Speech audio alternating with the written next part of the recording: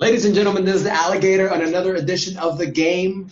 As we know, stock markets all over the world are currently crashing. But that's not just because of this coronavirus issue. There's other issues that in play that are causing major economic turmoil. One of them is the price of energy, specifically the price of oil. Oil is now trading at $21.80, which is the lowest it's been since 2002. This has caused also helping the stock markets worldwide to come down.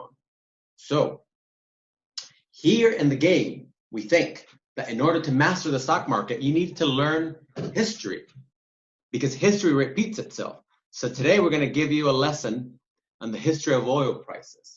But before that, we have to talk about the major players in this oil game.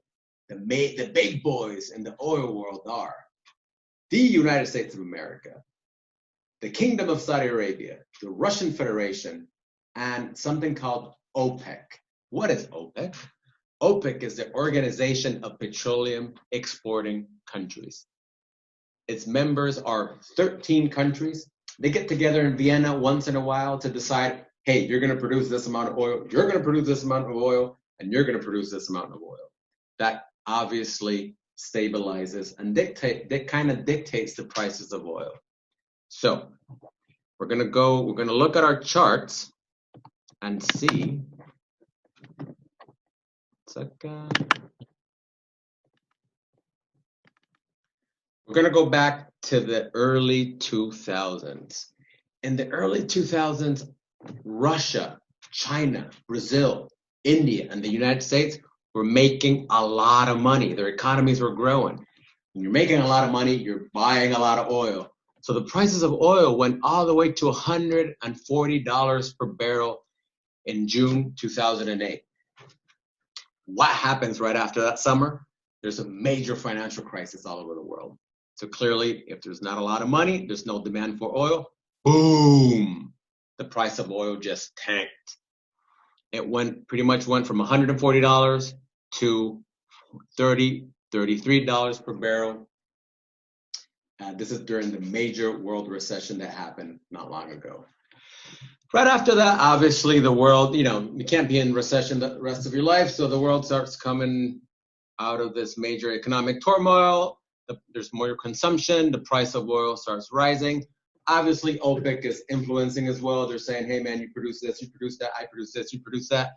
So it stabilizes the price of oil up until the year 2014.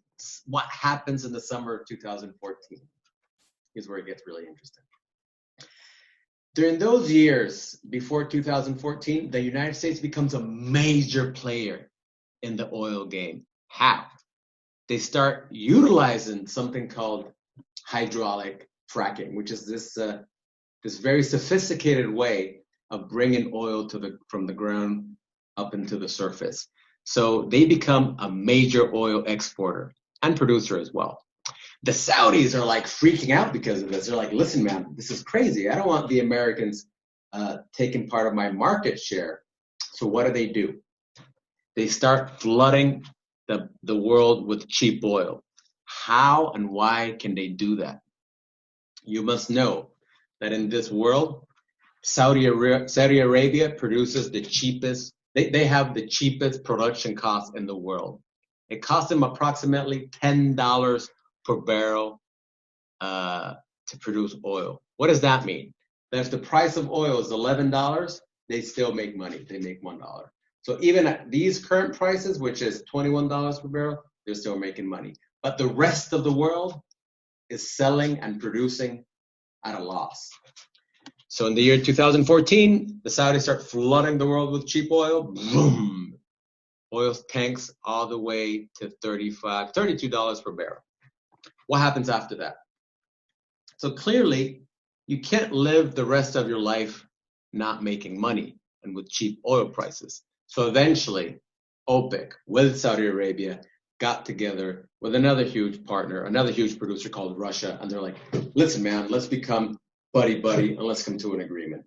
Their agreement was pretty much, let's you produce this, I produce this, you produce this, I produce that, control the oil output and production. to stabilize the prices. And this happened in February 2016. So it stabilized the prices all the way up until December 2019, when something major happened in the world.